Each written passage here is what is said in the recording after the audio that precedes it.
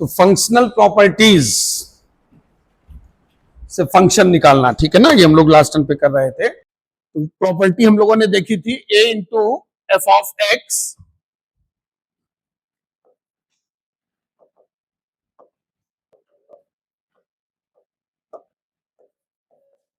Plus b into F of 1/x equal to m of x। इसमें f of x find करने के लिए हम लोग क्या करते हैं, x को 1/x से रिप्लेस करते हैं, x को 1/x से रिप्लेस करते हैं, ठीक है। जैसे क्वेश्चन देखो,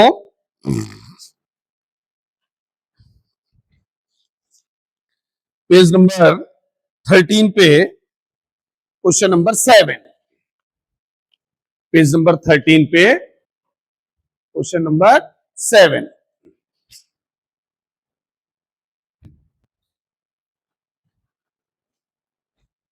a into F of x plus 1, question सब लोगों की आंखों के सामने है ना सबके, plus b into F of 1/x plus 1 equal to x, और एफ ऑफ 2 का वैल्यू उसने जो है पूछा है, इसका वैल्यू फाइंड आउट करना है एफ ऑफ 2। तो इसमें हम लोग सबसे पहले क्या करेंगे, हाँ पहले x प्लस 1 को t ले लो, x प्लस 1 को t ले लो, जिससे कि वो एग्जैक्ट जो फॉर्म है वो बन जाए ना इसमें। जैसे ये है तुम्हारा question number 7, a into F of x plus 1 plus b into F of 1/x plus 1 equal to x। तो जो x प्लस 1 है इसको t ले लो, तो जहां x है वो t माइनस 1 हो जाएगा, ये हो जाएगा a into F of t, b into F of 1/t, और यहां x की जगह क्या हो जाएगा, t माइनस 1।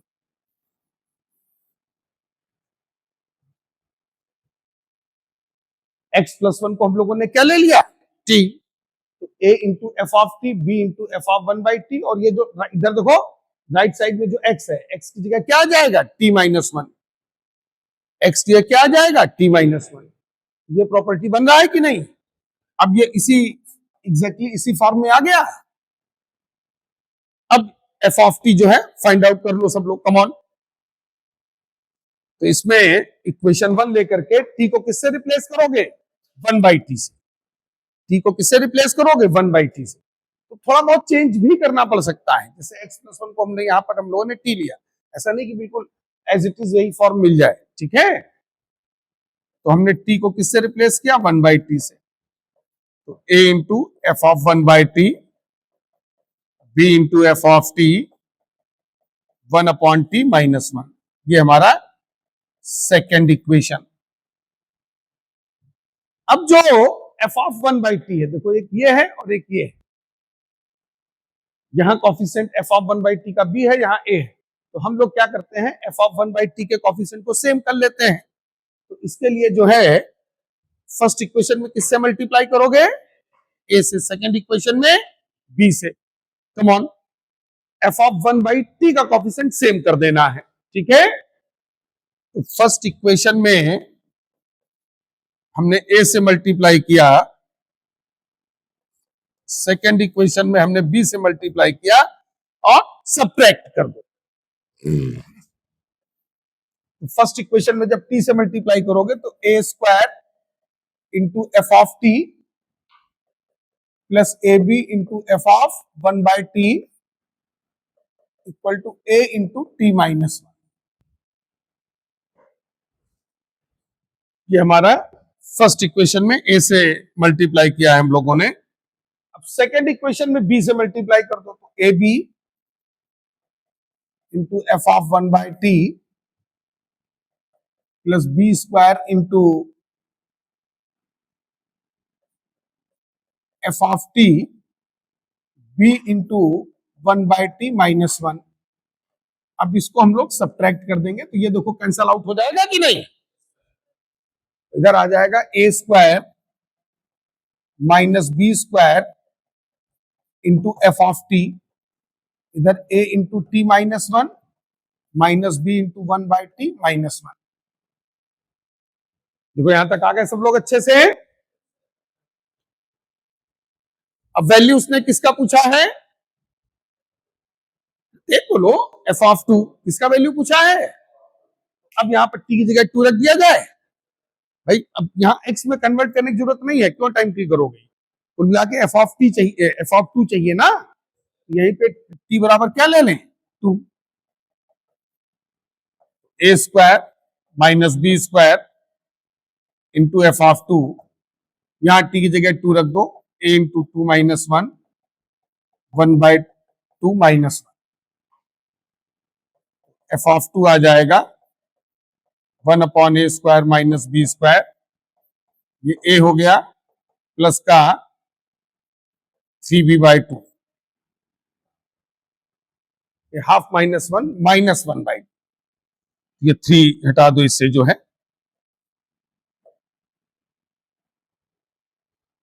क्लियर। इधर देखो two a plus b upon two into a square minus b square, वो शायद ए ऑप्शन में कुछ डिनोमिनेटर में शायद प्लस लगा हुआ है ना, वो सही कर लो, नहीं ऊपर ऊपर प्लस कर लो, two a plus b, a option tick कर लो, आंसर शीट में ए ऑप्शन होगा ना।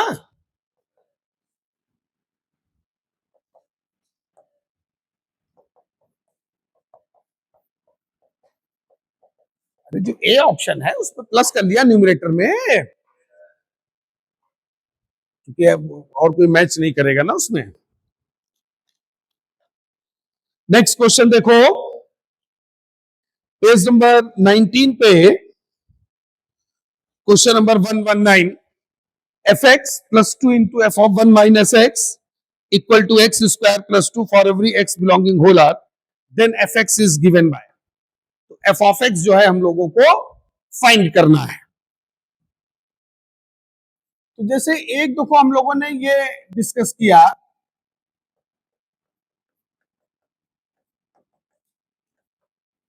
इसी तरह से इसमें x को हमने रिप्लेस किया वन बाई एक्स से, सब लोग नोट्स की कॉपी में लिख लो। इसी तरह से अगर ये प्रॉपर्टी हो a into F of x b into F of one minus x equal to m of x,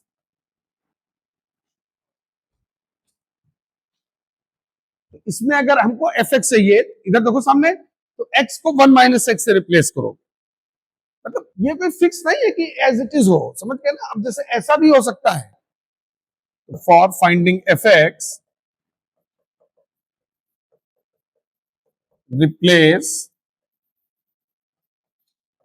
x by one minus X, ये म्यूचुअल रिप्लेसमेंट होते हैं।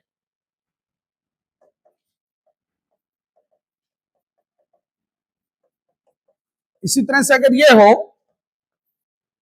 Number three, a into F of x plus b into F of M x plus N upon P x plus Q equal to H of X, अगर ये हो तो इसमें x को replace करोगे M x plus N upon P x plus Q. तो इधर देखो यहां x आ जाएगा, यहां m x plus N upon P x plus q आ जाएगा,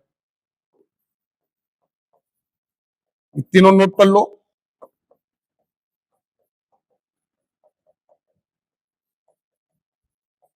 ये रिप्लेसमेंट होंगे।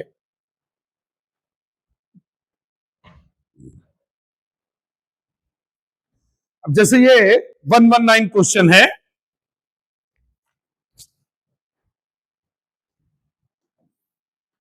इसमें दिया हुआ है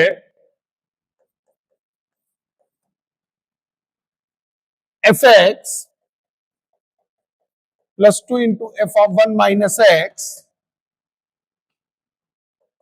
equal to x square plus two, then f of x is given bye.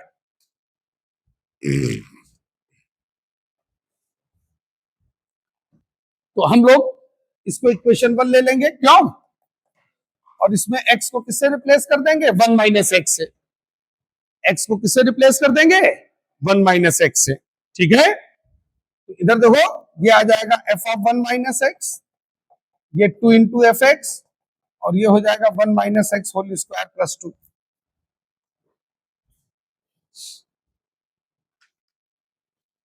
देखो यही बन रहा है सभी लोगों का।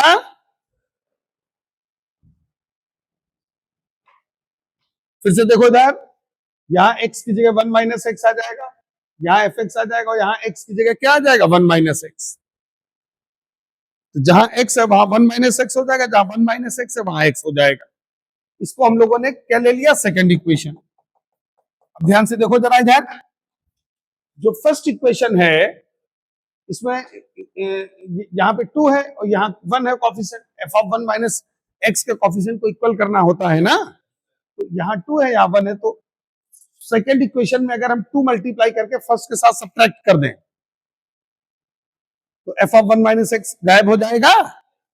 बस यही कर दो, कम ऑन। तो फर्स्ट माइनस सेकंड इंटू 2, तो सेकंड इक्वेशन में 2 से मल्टीप्लाई करके सब्ट्रैक्ट कर दो। तो f x plus 2 into F of 1 minus x, x square plus 2, 2 into F of 1 minus x plus 4 into f x,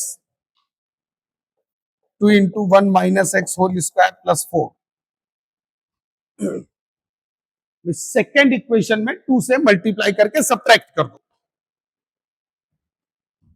ये माइनस माइनस माइनस, ये cancel out हो गया। क्यों,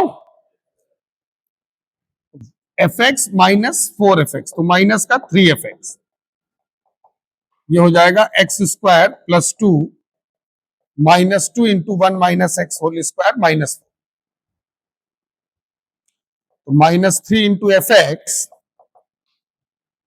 x square minus 2 into 1 minus x whole square minus 2।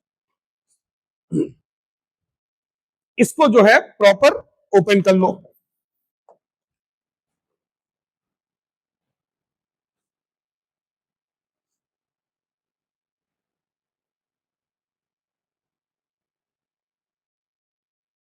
इसको open कर लो सब लोग। Minus 3 F x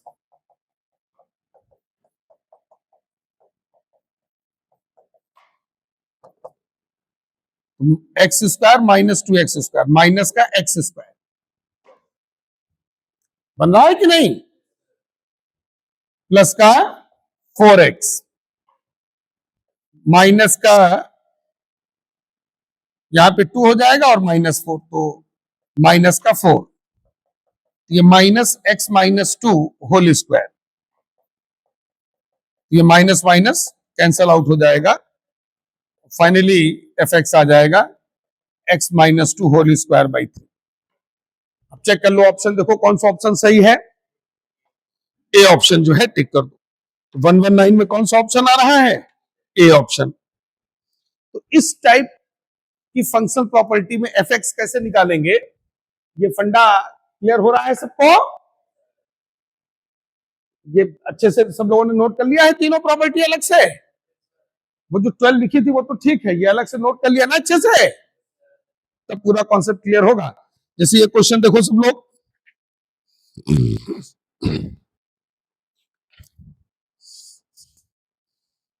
page number 23 पे question number 158। Come on quick, 158 solve करो सब लोग। 158 question number 158। whole r excluding 2 to whole r function satisfy the following functional equation: 2 into fx plus 3 into f of 2x plus 29 upon x minus 2 equal to 100x plus 80. Find f of x. Find f of x. तो यहां पर ध्यान दो, जो ये functional property दिया है, देख रहे हो ना सब लोग, ये प्रॉपर्टी देखो, ये इसको सेटिस्फाई कर रहा है। ये जो हमारा फंक्शन प्रॉपर्टी दिया है, इसको सेटिस्फाई कर रहा है ना।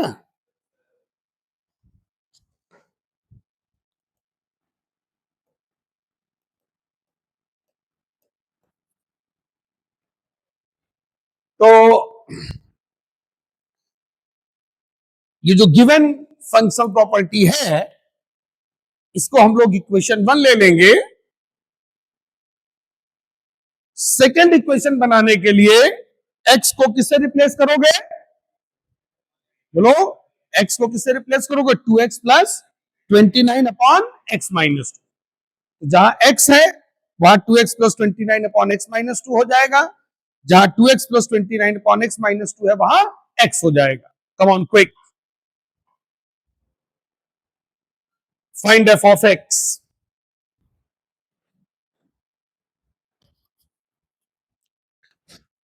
Find f of x।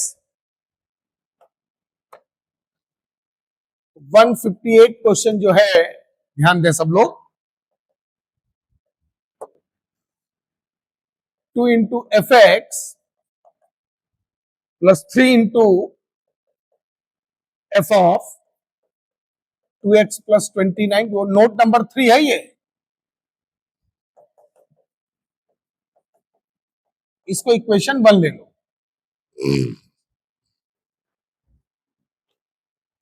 अब इसमें x को हम लोग रिप्लेस कर देते हैं।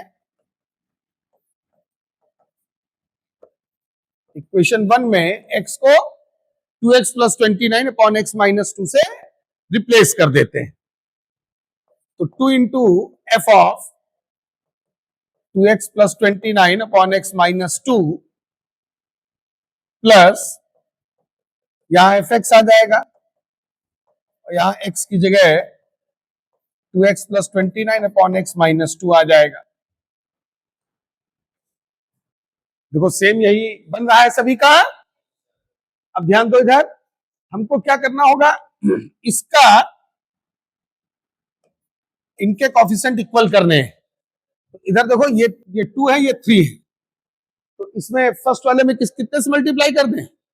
2 से। सेकंड वाले में 3 से सब्ट्रैक्ट कर दें। तो फर्स्ट में 2 से, सेकंड में 3 से मल्टीप्लाई करके सब्ट्रैक्ट कर दो, एफ एक्स आ जाएगा। अब आगे कैलकुलेशन कर लोगे ना सब लोग इसमें, है? ठीक है। तो फर्स्ट इक्वेशन में 2 से, सेकंड इक्वेशन में 3 से मल्टीप्लाई करके सब्ट्रैक्ट कर देना, एफ एक्स आ जाएगा। इसके बाद जो लास्ट प्रॉपर्टी मैंने लिखाई थी, प्रॉपर्टी नंबर 12, वो टेबल लास्ट टाइम पे मैंने बनवाया था। उसमें लास्ट की 2 प्रॉपर्टी मैं एक्सप्लेन कर रहा हूं। तो प्रॉपर्टी नंबर 11 में 3 केसेस बने। ठीक। प्रॉपर्टी नंबर 12 में मैंने ये तुम लोगों को लिखवाया था, f of p x plus q y comma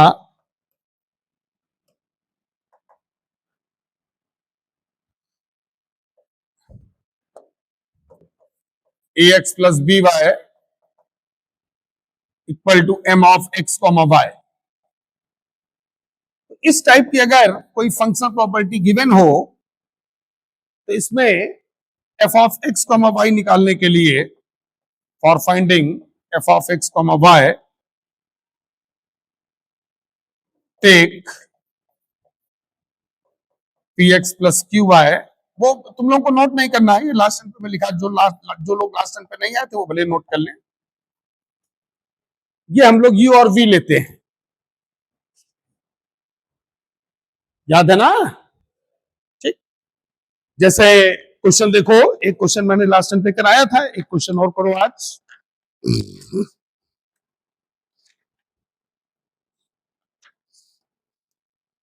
page number 15 पे question number 53, page number 15 question number 53। 53 question सबकी आंखों के सामने आ गया है? मेरे साथ साथ जरा पहले क्वेश्चन समझ लो, जल्दी जल्दी बोलो, क्वेश्चन आंखों के सामने है ना। F of x plus y comma x minus y equal to x into y, then the arithmetic mean of f of x comma y and f of y comma x. तो हमको पहले f of x comma y निकालना होगा। Arithmetic mean तो बात की बात है, 2 नंबर का arithmetic mean a plus b by 2 होता है, ठीक है ना, वो तो हम लोग बाद में फाइंड आउट कर ही लेंगे। तो first we will find f of x comma y, come on quick. तो जो फंडा मैंने बताया है उसको अप्लाई करो। तो इसके लिए x प्लस वाई को u और x माइनस वाई को v लेना होगा। सॉल्व करें सब लोग। ये प्रॉपर्टी नंबर 12 यहां पर हम लोगों को यूज करना है, ठीक है।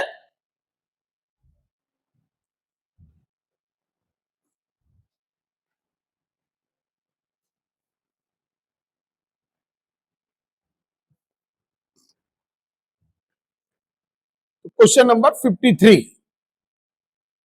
क्वेश्चन है, f of x plus y comma x minus Y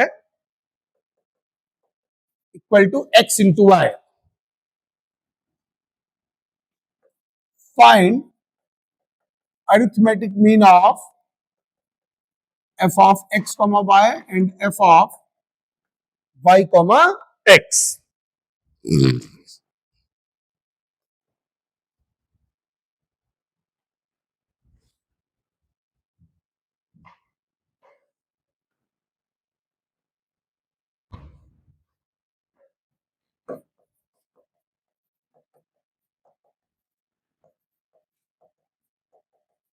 तो सबसे पहले तो इधर देखो, इसको u ले लो और इसको v ले लो।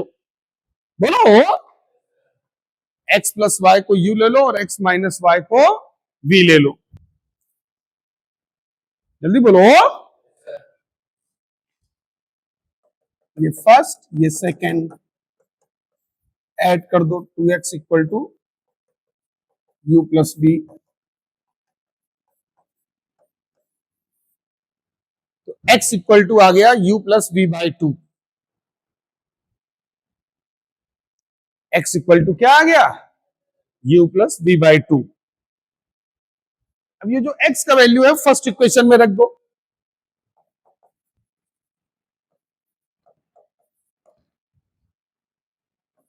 फर्स्ट इक्वेशन ये है, तो u plus v by 2 plus y equal to u।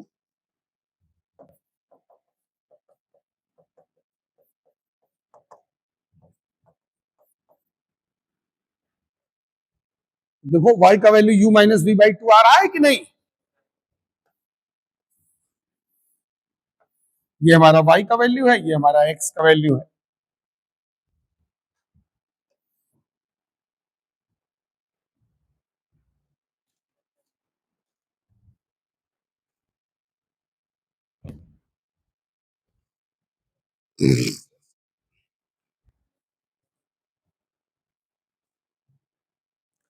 अब हमको अरिथमेटिक मीन चाहिए इसका, f of x comma y and f of y comma x. तो उसके लिए f of x comma y निकालना होगा। ये जो प्रॉपर्टी दिया है इसको हम लोग इक्वेशन ए लेट कर लेते हैं।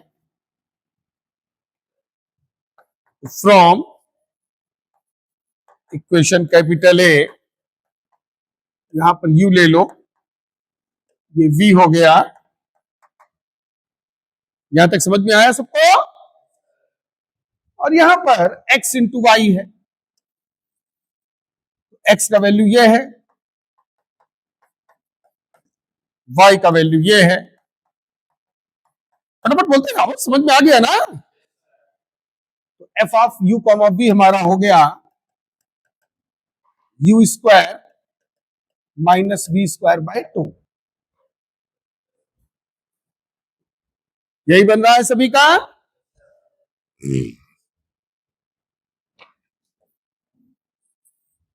F of u comma v आ जाएगा u square minus v square by 2। Hence f of x comma y हो जाएगा एक्स स्क्वायर इस एक्स वाई का शुरुआत वाले एक्स वाई से कोई मतलब नहीं होता है।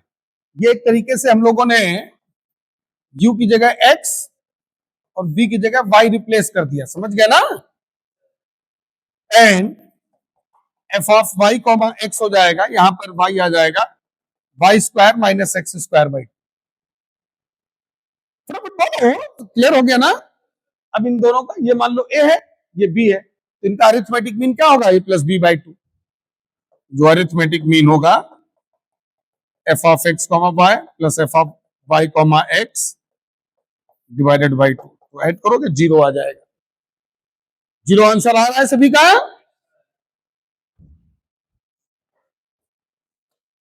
देख लो, चेक कर लो, सारे स्टेप एक एक करके देख लो अच्छे से।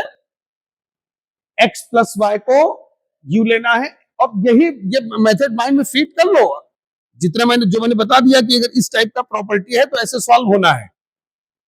वो कैलकुलेशन पे कम ध्यान दो, वो नहीं कैलकुलेशन कर लिया तो ये चीज माइंड में फीड करो, इसको u लेना है, इसको v लेना है। और फिर कैसे, पहले f of u comma v आएगा, वो मेन है। और f of u comma v एक बार आ गया तो बस u की जगह x, v की जगह y रिप्लेस करके f of x comma y. ये प्रॉपर्टी भी क्लियर हो गया सभी को। नेक्स्ट क्वेश्चन टिक करो।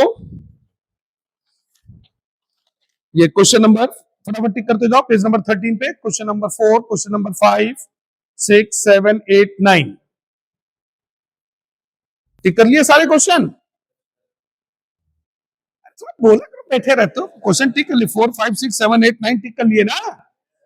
इन सभी क्वेश्चंस में इनमें भी फंक्शनल प्रॉपर्टी दिया है, लेकिन अब उसमें तुमको कंफ्यूज नहीं होना है। अब ये अलग टाइप, इसको सॉल्व करने का मेथड अलग है। फिर से टिक कर लो एक बार, 4, 5, 6, 7, 8, 9। ठीक, इनमें क्या है कि उसने एफ एक्स नहीं पूछा है, हालांकि उसका एक क्वेश्चन हम लोग कर भी चुके हैं। इसमें किसी पॉइंट पर वैल्यू निकालना होता है। तो अगर पर्टिकुलर किसी पॉइंट पर वैल्यू निकालना है तो ये कोई जरूरी नहीं कि हम कंप्लीट फंक्शन निकालें। जैसे अगर हमको केवल एफ ऑफ 1, एफ ऑफ 2 या एफ ऑफ 3 का वैल्यू चाहिए हो तो वो हम लोग फंक्शनल प्रॉपर्टी में वैल्यू रख करके भी निकाल सकते हैं। ये कोई जरूरी नहीं कि हम कंप्लीट फंक्शन निकालें। ठीक है, तो हेडिंग डालें, method to find functional value, method to find functional value at any particular point, method to find functional value, method to find functional value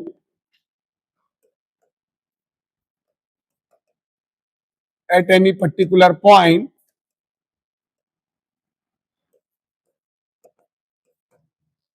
at any particular point on the basis of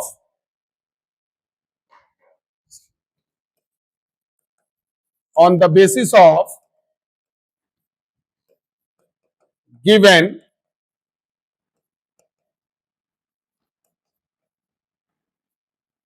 functional property, on the basis of given functional property। तो अगर हमको कोई functional property दिया हो और particular किसी point पर value निकालना हो तो हम लोग उस फंक्शनल प्रॉपर्टी में वैल्यू रख करके भी फंक्शनल वैल्यू तक पहुंच सकते हैं। तो फंडा लिख लो,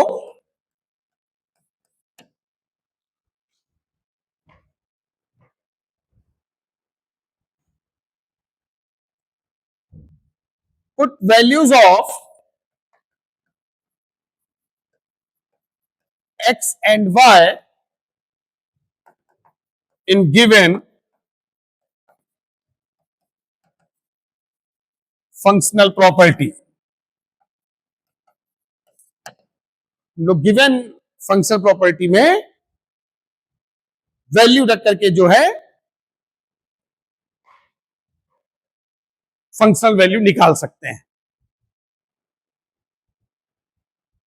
जैसे क्वेश्चन लिखो, if f of 1 equal to 3 and f of x satisfy the relation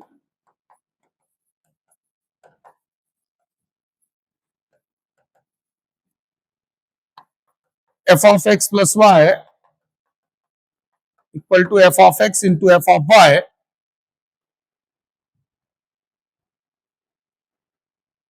f of x satisfy the relation f of x plus y equal to f of x into f of y, then find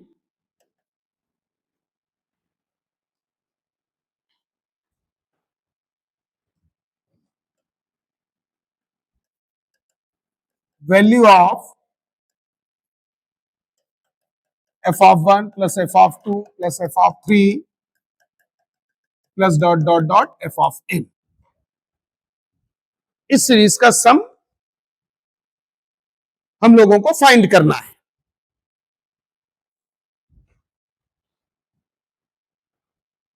तो इधर देखो f of 1 तो हमको दिया हुआ है, f of 1 का value कितना है 3। अब हमको एफ ऑफ 2 एफ ऑफ 3 ये खुद निकालने होंगे कि नहीं, बोलो। एफ ऑफ 2 ये वैल्यू निकालना पड़ेगा ना, एफ ऑफ 2 एफ ऑफ 3। फिर हाँ, ये तो कॉमन सेंस की बात है कि कोई ना कोई सीक्वेंस मिल जाएगा। कहां तक वैल्यू रखोगे, तो कोई ना कोई एपी जीपी एचपी कोई ना कोई सीरीज बन जाएगा, लेकिन एफ ऑफ 3 तक तो निकालना ही पड़ेगा सीरीज का पता लगाने के लिए। तो उसके लिए F2 और F3 हमको निकालने होंगे। तो F2 का वैल्यू कैसे निकालोगे, इधर देखो ये जो मशीन दिया हुआ इस मशीन को चलाओ। जैसे इधर देखो हम x और y दोनों को क्या ले लेंगे 1 1, 1 प्लस 1 कितना हो गया 2। यहां क्या होगा F1 इंटू F1 3 स्क्वायर हो जाएगा। चलो स्टार्ट करो निकालना वैल्यू, 2-3 वैल्यू निकाल लो, फिर कोई ना कोई सीरीज मिल जाएगा। ठीक है,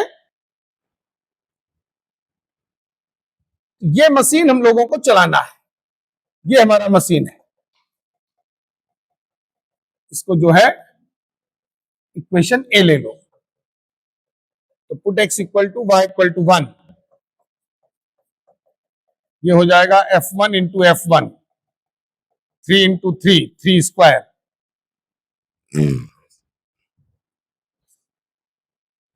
बोलो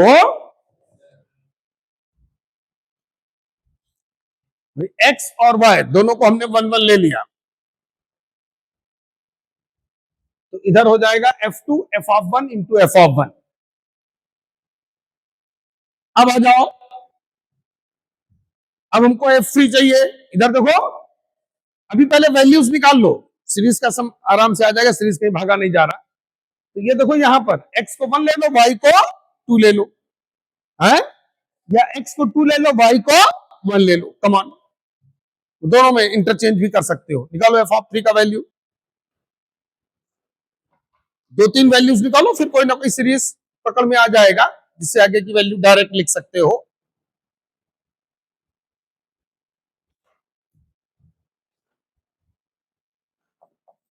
put x equal to 1 and y equal to 2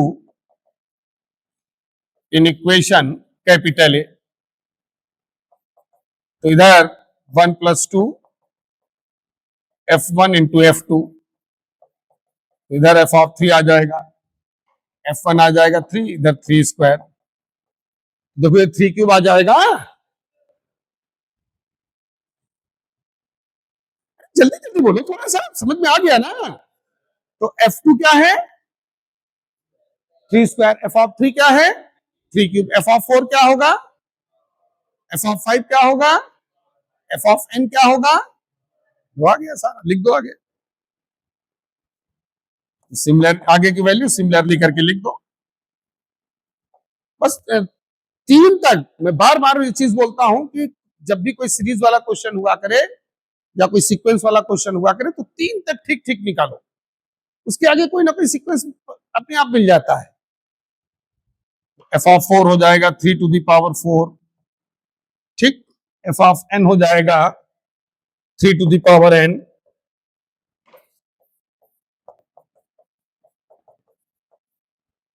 अब जो सीरीज है उसका सम निकाल लो। अब जो सीरीज है उसका सम निकाल लो।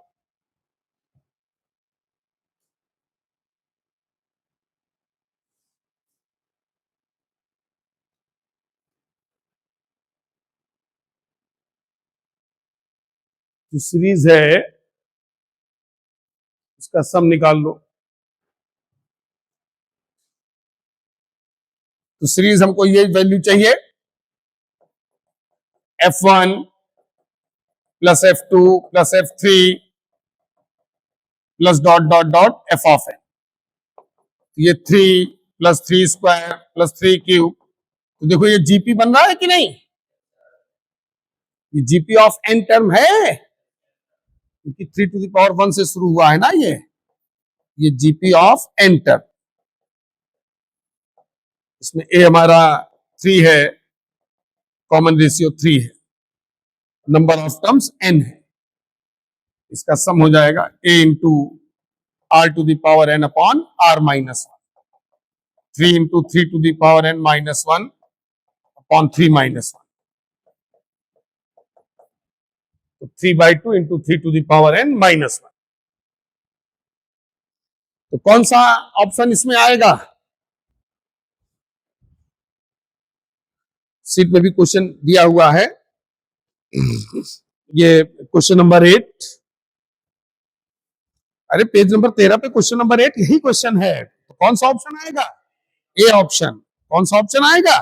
ए ऑप्शन। टिक कर दो ए ऑप्शन। क्वेश्चन नंबर 5 अब खुद से सॉल्व करो सब लोग, कम ऑन। तो इसमें देखो हम लोगों ने फंक्शन नहीं निकाला। अरे क्वेश्चन समझ में आ रहा है, करना क्या है? अगर पॉइंट पर वैल्यू पूछा जाए तो तुम वैल्यू रख रख करके भी निकाल सकते हो। कहने का मतलब ये है, कोई जरूरी नहीं कि हमेशा एफ निकालो। ये प्रैक्टिस भी समझ में आ रही कि नहीं? कोई एक फिक्स फंडे पे ना चलो। अगर पर्टिकुलर पॉइंट पर वैल्यू पूछ रहा है तो तुम वैल्यू रख करके भी डायरेक्ट निकाल सकते हो। ये है मेन। अब 5 क्वेश्चन करो सब लोग खुद से, इसी पेज पे question number 5।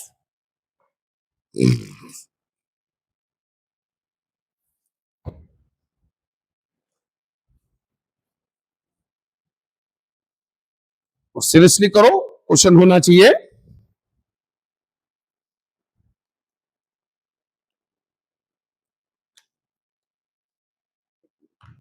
F of one दिया हुआ है, एफ ऑफ एन दिया हुआ है 2 into sigma r goes 1 to n minus 1 f of r, then sigma f of n। Sigma जो है सम को रिप्रेजेंट करता है, पता है ना सबको? चलो कम ऑन।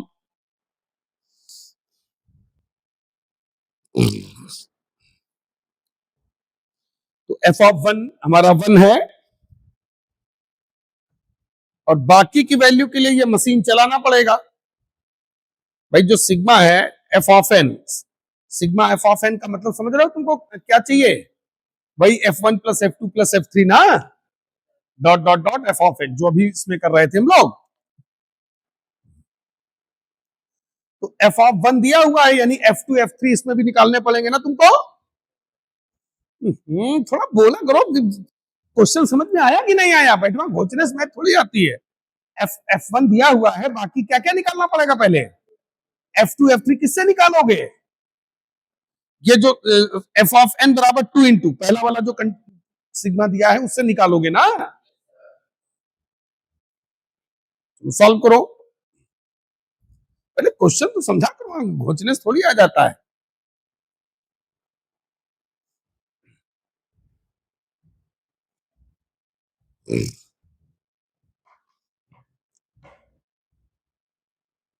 तो सॉल्व हो रहा है कि नहीं? F2 का वैल्यू आया, तब क्या इतनी देर से घोच रहे हो? नाम लिख रहे हो क्या अपना? भाई एफ ऑफ 2 निकालो, एफ ऑफ 3 निकालो, कम से कम इतना तो निकालना ही पड़ेगा। हो सकता है एफ ऑफ 4 भी निकालना पड़े, अगर F1 ने सीरीज का साथ नहीं दिया है कि नहीं। जैसे कभी कभी क्या है कि जो F1 दिया होता है वो सीरीज का साथ नहीं देता है, उसके सीक्वेंस को नहीं फॉलो करता है, तो फिर एफ ऑफ 4 तक वैल्यू निकालना पड़ता है, क्योंकि सीक्वेंस का पता लगाने के लिए कम से कम 3 टर्म हमको चाहिए होते हैं, तब फिर जनरल एन टर्म लिख पाओगे डायरेक्ट।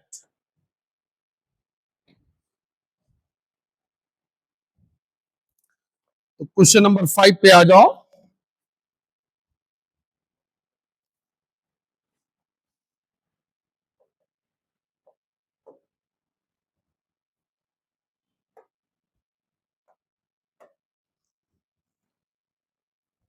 तो इसमें जो गिवन कंडीशन है, एक तो एफ ऑफ 1 बराबर 1 दिया है, इसके बाद में एक मशीन दिया है, मशीन दिया है f of n equal to 2 into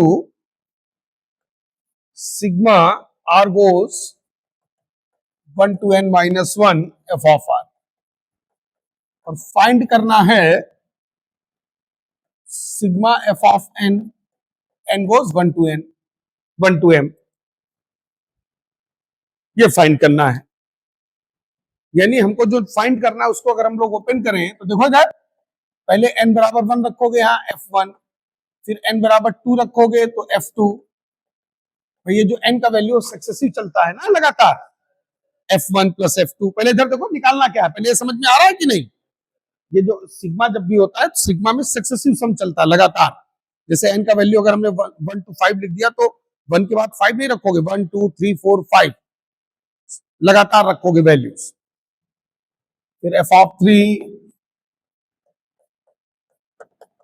और एफ ऑफ m, ये है, इसका वैल्यू चाहिए।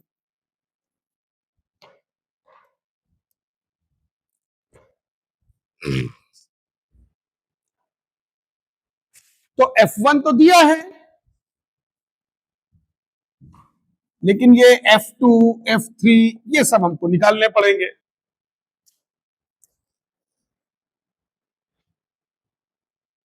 तो इसके लिए जो है ये मशीन चलाओ, ये मशीन चलाओ। समझ में आया, ये मशीन चलानी पड़ेगी।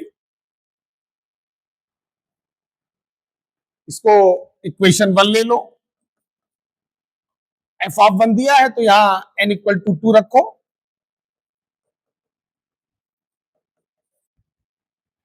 तो f2 2 into sigma r goes 1 2, यहां भी n का वैल्यू रखोगे तो 1 हो जाएगा एफ ऑफ आर। तो इधर देखो r का इनिशियल वैल्यू भी 1 है, फाइनल वैल्यू भी 1 है, तो ये तो खाली f1 लेगा ना, 2 इंटू f1 और f ऑफ 1 है 1, ये f2 का वैल्यू 2 आ गया। चलो f ऑफ 3 निकालो। तो अब इसी इक्वेशन 1 में n इक्वल टू क्या रख दोगे 3। तो सॉल्व करो, बैठे क्या रहते हो, ये भी नहीं होता, ये फटाफट सॉल्व करो, जब बता रहे तो करो उसको कहते से। Put n equal to 3 in equation 1, 4 तक रखना पड़ेगा इसमें, क्योंकि जो f1 है सीरीज को फॉलो नहीं कर रहा है। Put n equal to 3 in equation 1, तो f3 इधर आ गया 2 इंटू, देखो इधर r गोज 1 to 2 ना, अरे ये जो n का वैल्यू है वो यहां भी देखो n माइनस 1 है, तो यहां भी तो n रखोगे ना, तो 1 से 2 तक गया ना केवल f ऑफ r, तो 2 टाइम्स r इक्वल टू 1 रखो पहले f1, फिर 2 रखो, तो f ऑफ 1 1 है, f ऑफ 2 2 है, तो ये हो गया 2 इंटू 3। तो अब देखो यहां से भी कुछ सीक्वेंशियल, इधर देखो, इधर सामने देखो, f ऑफ 1 1 है, f ऑफ 2 2 है, ये एकदम से चेंज कर गया। अब तुम सोच रहे थे f ऑफ 3 3 आएगा, वो 6 आ गया, क्यों? इसका मतलब जो f1 है वो f2 और f3 के सीक्वेंस को फॉलो नहीं कर रहा, तो एक टर्म और निकालना पड़ेगा, एक टर्म और, तो n इक्वल टू 4 रखो इक्वेशन 1 में, क्योंकि f1 इस सीरीज के सीक्वेंस को फॉलो नहीं कर रहा है। तो ऐसी सिचुएशन में तुमको एक वैल्यू और रखना पड़ेगा। ये जो गिवन फंक्शनल वैल्यू होता है ये कई बार सीरीज के सीक्वेंस को नहीं फॉलो करता है, यानी कि वो सीरीज वहां एक्चुअल सीरीज एफ ऑफ 2 से चल रहा होगा उस सिचुएशन में। पिछले वाले क्वेश्चन में f1 से फॉलो कर गया था, तो वहां हमारा एफ ऑफ 3 से ही काम चल गया था, लेकिन इसमें एक टर्म और निकालना पड़ेगा। Put n equal to 4 in equation 1। कोई तो नहीं हो सकता है कि एफ ऑफ 2 भी फॉलो ना करे, तो एक वैल्यू और रखना पड़ेगा। जब तक 3 ऐसे टर्म ना मिल जाए कि जो जिसके आगे का टर्म तुम डायरेक्ट बोल सको अपने मुंह से, तब तक तुमको निकालते रहना पड़ेगा। समझ गया ना? पुट n इक्वल टू 4, लेकिन जनरली 3-4 तक मिल जाता है। Sigma r goes 1 to 3। इधर देखो ये n-1 है, तो n जब 4 होगा तो n-1 3 होगा एफ ऑफ आर। ये हो गया f1 plus f2 plus f3।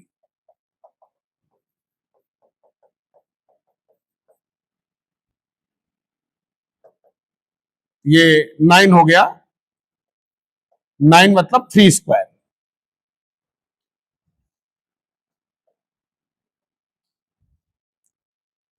देखो ये क्लियर हुआ सभी को अच्छे से? यहां तक अच्छे से सॉल्व करके अब सीक्वेंस देखो कायदे से।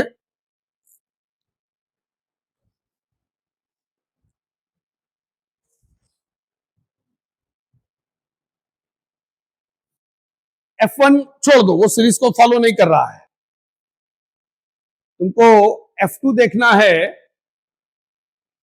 तो F2 हमारा है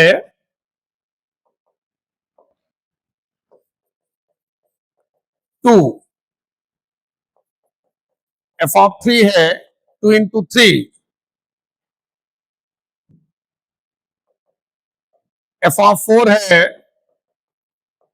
2 इंटू 3 स्क्वायर, एफ ऑफ 5 क्या होगा 2 into 3 to the power 3, f of m क्या होगा 2 into 3 to the power 2 into 3 to the power m minus 2 ना, m-2 बोल रहे हो ना सब लोग? हाँ लिखो, क्योंकि देखो जब यहाँ 5 है तो यहाँ डिग्री 3 है, 4 में डिग्री 2 है, 2 कम। जब यहाँ एफ ऑफ 3 है तो यहाँ 3 टू द पावर 1 है। जब यहाँ m होगा तो पावर m-2 होगा, नॉट m। देखो सीक्वेंस समझ में आया सबको अच्छे से? अब जो सीरीज है उसमें वैल्यू रख लो इसका। एफ ऑफ m में जब राइट साइड में 3 पे पावर जाएगा वो 2 कम हो जाएगा। ये सबको अच्छे से क्लियर हो गया? तो हमारा f1 plus f2 plus f3, इसका वैल्यू हम लोगों को चाहिए। तो एफ ऑफ 1 1 है, एफ ऑफ 2 2 है, एफ ऑफ 3 2 इंटू 3 है, 2 इंटू 3 स्क्वायर है, 2 into 3 to the power m-2 है। यहां से यहां तक में 2 कॉमन आ जाएगा, 1 plus 3 square 3 to the power m-2। ये तुम्हारा देखो जीपी बन गया बच्चों। जीपी है ये, कर लो जीपी का सम। कितने टर्म का जीपी है ये? m-1, क्योंकि एक 1 साथ नहीं दे रहा है ना, वो बाहर है। ये जीपी ऑफ m-1 टर्म्स। इसमें a है 1, common ratio T2 by T1 3, और नंबर ऑफ टर्म है m-1, 1 plus 2 into a into r to the power n-1 upon r-1। यहां पर a r और n का वैल्यू रख लोगे सब लोग। कौन सा ऑप्शन आ रहा है? सी ऑप्शन को लॉक कर दो। क्वेश्चन नंबर 5 में सी ऑप्शन को लॉक कर दो। क्वेश्चन नंबर 9 देखो, पेज नंबर 13 पे क्वेश्चन नंबर 9।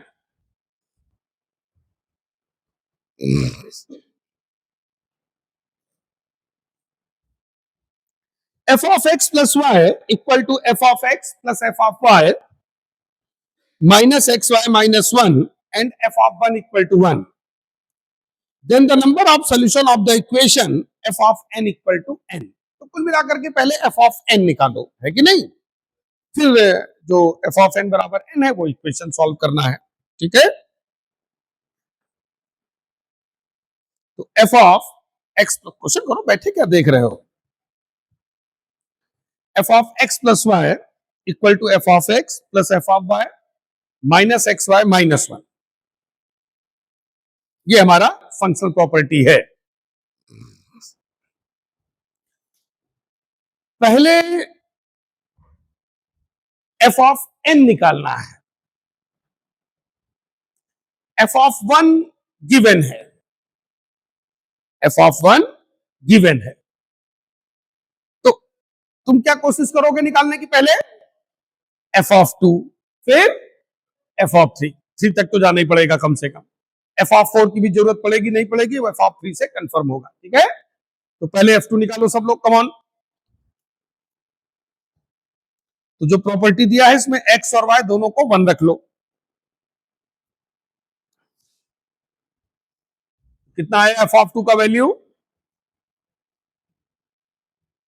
नहीं निकला अभी,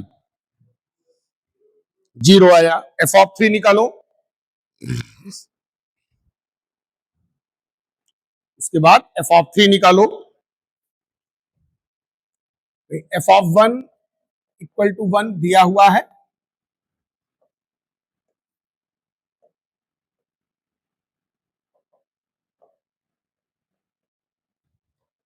फंक्शनल प्रॉपर्टी हमारा ये है, f of x plus y equal to f of x plus f of y minus x y minus one. इसको इक्वेशन ए ले लो, ठीक है।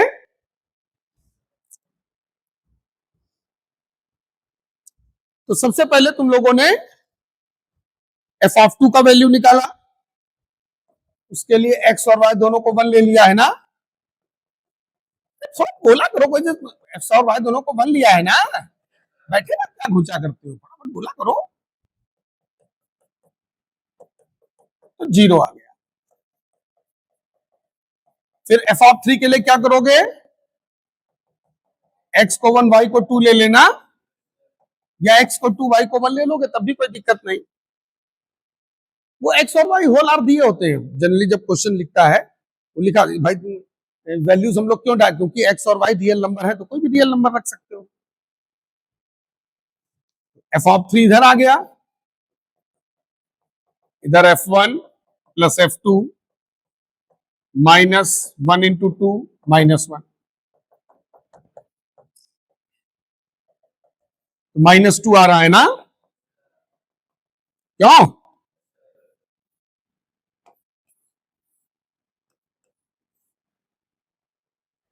क्या ऑब्जर्व कर रहे हो तुम लोग। एफ ऑफ वन वन है, फिर एफ ऑफ टू क्या है, फटाफट बोलो, जीरो। एफ ऑफ थ्री क्या है, अगर एफ ऑफ फोर निकाला होगा तो और कम हो गया होगा ना, कोई कोई फिक्स सीक्वेंस नहीं है, कोई फिक्स सीक्वेंस नहीं है, कोई सीरीज नहीं बन रहा है, जरूरत भी नहीं है। लेकिन एक चीज पक्का है, वो क्या तुमको दिख रहा है, वैल्यू लगातार डिक्रीज हो रहा है, means it's a decreasing function. कौन सा फंक्शन है ये, डिक्रीजिंग फंक्शन। जब वैल्यू तुमने देखा तो F1 बड़ा है F2 से, F2 बड़ा है F3 से, और ये सीक्वेंस चलता जाएगा। Means f of x is decreasing function. तीन चार वैल्यू रख करके हमको ये मोटा मोटा आइडिया लग गया कि फंक्शन हमारा डिक्रीजिंग है। तो जो उसने पूछा है उस पे आ जाओ, क्या पूछा है उसने, f of n equal to n. इस इक्वेशन की क्या पूछा है, बोलो तो क्या पूछा है, नंबर ऑफ सोल्यूशन पूछा है ना। तो केवल कितने वैल्यूज होंगे, केवल एक सोल्यूशन होगा कि नहीं, यही बस एफ ऑफ वन बराबर वन, वो पहले से ही दे चुका है। केवल n इक्वल टू वन पर एफ ऑफ वन वन है, इसके बाद एफ ऑफ टू टू नहीं है, एफ ऑफ थ्री थ्री नहीं है, एफ ऑफ फोर नहीं है। एक बार फंक्शन अगर इंक्रीजिंग होता तो इसका चांस हो सकता था, क्यों? अगर वैल्यू बढ़ता। यहां तो मामला जस्ट अपोजिट है, फंक्शन क्या है? डिक्रीजिंग है। तो f of n equal to n, इस इक्वेशन के कितने सोल्यूशन होंगे? Only one. जो दिया था खाली वही है, बाकी कोई नहीं होगा, लिख दो only one solution. F of n equal to n equation has only one solution, only one solution. अब जरा ये क्वेश्चन टिक कर लो जरा, ये क्वेश्चन नंबर 11 केवल टिक करना, मैं फंडा खुद बताऊंगा। क्वेश्चन नंबर 43, 44, 55, 55, 11 है, 11 के बाद 43, 44, 55, एक दो क्वेश्चन और हैं, वो बाद में देख लेना तुम लोग। इन क्वेश्चंस को जरा ध्यान से देखो, चारों क्वेश्चन को। वो जो मैंने होमवर्क दिया था तो क्वेश्चन नहीं टिक कराए थे मैंने।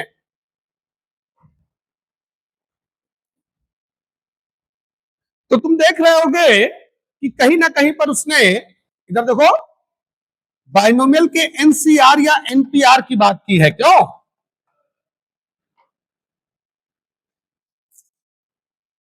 बाइनोमियल के एनसीआर और एनपीआर की बात की है। इसका डोमेन कैसे निकाला जाए, रेंज कैसे निकाला जाए? भाई अगर हम y बराबर, इधर देखो, y बराबर एनसीआर ले लेते हैं तो ये भी एक फंक्शन है। फंक्शन क्या है? इनपुट आउटपुट जिसमें वही फंक्शन है, वही मशीन है। इसमें n और r इनपुट है, y आउटपुट है। अरे 5c2 का वैल्यू निकालते हो तो 5 और 2 इनपुट हो गए, 5c2 का जो वैल्यू आएगा वो आउटपुट हो गया। इसका डोमेन हम लोग पहले डोमेन देखते फिर रेंज देखते, तो हेडिंग डालो डोमेन ऑफ एनसीआर और एनपीआर। डोमेन ऑफ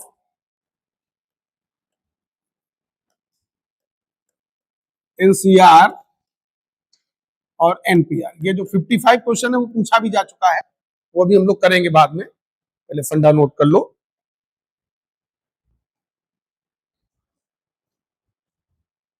तो हमारा फंक्शन हो गया y बराबर एनसीआर या y बराबर एनपीआर।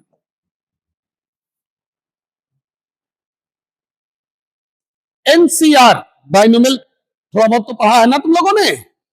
एन और आर क्या होते हैं? Positive integer. अरे वैल्यू जब निकालते हो बाइनोमियल पढ़ा होगा, 2c1 5c3 पढ़ा है ना। तो एन और आर क्या होते हैं? पॉजिटिव इंटीजर, जिसमें आर जीरो हो सकता है। भाई एनसी जीरो भी तो होता है ना, एनसी जीरो वन होता है कि नहीं?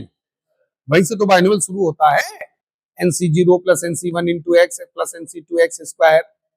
तो एन और r positive integer, n zero हो सकता है, अरे आर जीरो हो सकता है, एन जीरो नहीं हो सकता है। और वैसे भी अगर तुम इसके प्रैक्टिकल सेंस पे जाओ, एनसीआर का मतलब क्या होता है? प्रैक्टिकल मीनिंग क्या होता है? Out of n given object we will select r number of objects. N P r क्या होता है? Out of n given object we will arrange r number of objects. N objects में से हम लोग आर ऑब्जेक्ट्स को अरेंज करते हैं एनपीआर में, वो बाद में ठीक कर लेना बुक जो है। एनसीआर में एन ऑब्जेक्ट्स में से हम लोग आर ऑब्जेक्ट को सेलेक्ट करते हैं। तो ऑब्जेक्ट 1.5, 2.5, 3.5 थोड़ी होंगे, ऑब्जेक्ट तो हमेशा इंटीजर ही होंगे ना, 2 ऑब्जेक्ट, 3 ऑब्जेक्ट, 4 ऑब्जेक्ट, और कम से कम एक ऑब्जेक्ट होना जरूरी है, नहीं तो सेलेक्ट या अरेंज किसको करोगे? इसलिए एन जीरो नहीं हो सकता, एन तो कम से कम एक होगा, ठीक है ना। आर जीरो हो सकता है कि हम आउट ऑफ 10 गिवन ऑब्जेक्ट कोई भी ऑब्जेक्ट सेलेक्ट ना कर रहे हो, ठीक है। और इंटीजर होंगे, पॉजिटिव इंटीजर होंगे, ये भी पक्का है, ठीक है। तो number 1, n greater than 0, r greater than or equal to 0। तीसरा, भाई n का r से बड़ा होना भी तो जरूरी है। अब तुम 10 में से 12 ऑब्जेक्ट थोड़ी सेलेक्ट कर लोगे, क्यों? 10 में से बहुत ज्यादा 10 ऑब्जेक्ट सेलेक्ट कर लोगे या अरेंज कर लोगे, तो n minus r greater than are equal to 0 भी होगा। n और r यहां पॉजिटिव इंटीजर भी होंगे।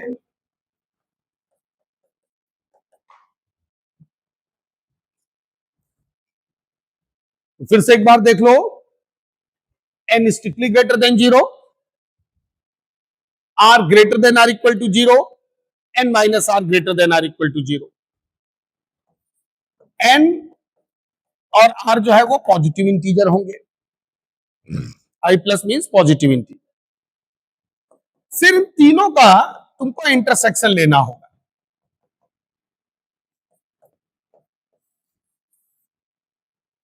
फर्स्ट सेकंड थर्ड का इंटरसेक्शन लेना होगा, और जब इंटरसेक्टेड रीजन आ जाएगा उसमें से इंटीजर छांट लेने होंगे, उसमें से इंटीजर, क्योंकि पॉजिटिव तो हम पहले कर ही चुके हैं। तो select integer values from intersected reason.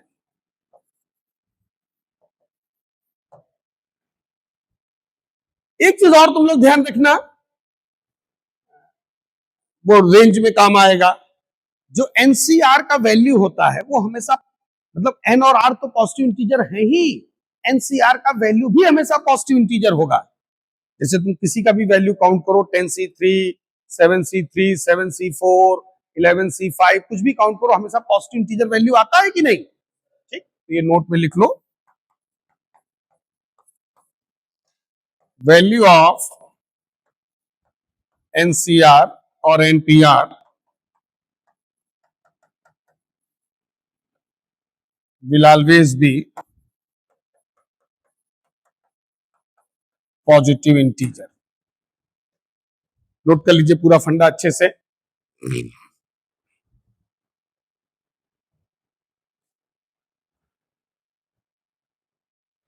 अब जरा ध्यान दो इधर फिर से एक बार,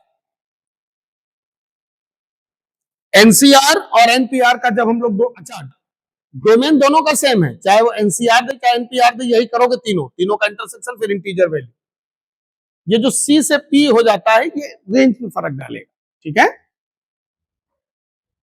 तो इसका रेंज अब कैसे निकालेंगे? तो एनसीआर या एनपीआर का अगर वो रेंज भी पूछेगा तो तुमको पहले डोमेन निकालना जरूरी है। हालांकि जब हम लोगों ने शुरुआत में फंक्शन में रेंज पढ़ा था तो ये जरूरी नहीं था कि हम लोग पहले डोमेन निकालें फिर रेंज निकालें, लेकिन इसमें एनसीआर या एनपीआर में पहले तुमको डोमेन निकालना पड़ेगा।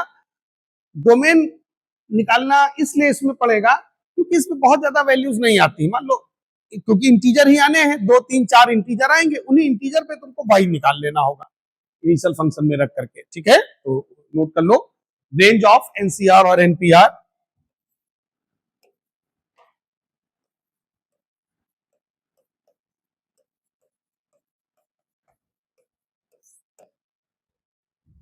रेंज ऑफ, इसका फंडा जो शुरुआत में रेंज पढ़ा था उससे अलग है, इसीलिए इसको हम लोग अलग से डिस्कस कर रहे हैं। इसमें रेंज डायरेक्ट नहीं आएगा। एनसीआर या एनपीआर का अगर वो रेंज पूछेगा तो तुमको पहले डोमेन निकालना ही पड़ेगा, ठीक है? लिख लो, first find domain of, first find domain of, domain को अंडरलाइन कर लो, एनसीआर और NPR, and then find y on particular x.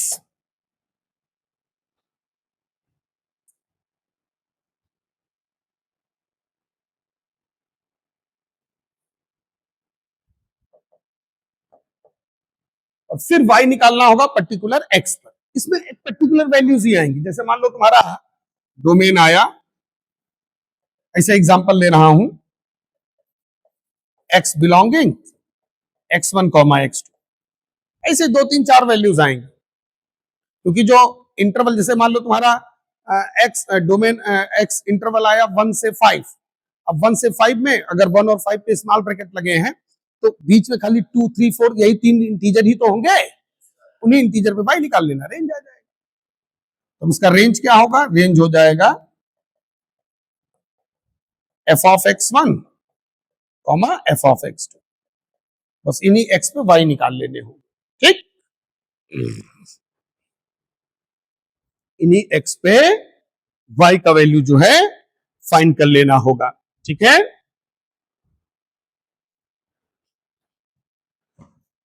जैसे पेज नंबर 15 पे question number 43, come on. Page number 15 पे क्वेश्चन नंबर, ये नोट कर लिया फंडा सब लोगों ने, ये कॉन्सेप्ट नोट कर लिया है, ये करने जा रहे हैं।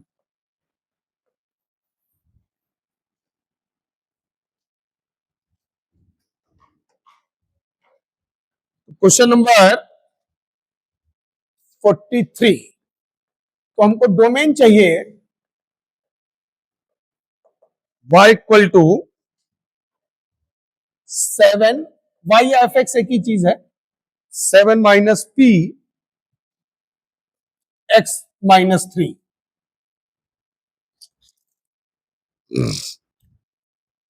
तो इसको अगर हम लोग एन और आर से कंपेयर करें, जैसे ये equal to n p r, ये बच्चों देखो ये एन हो गया, ये हमारा आर हो गया। देखो एन और आर का वैल्यू, एन इक्वल टू क्या हो गया 7 minus x, r equal to x minus 3। First n strictly greater than 0, तो 7 minus x greater than 0, x minus 7 less than 0, x less than 7।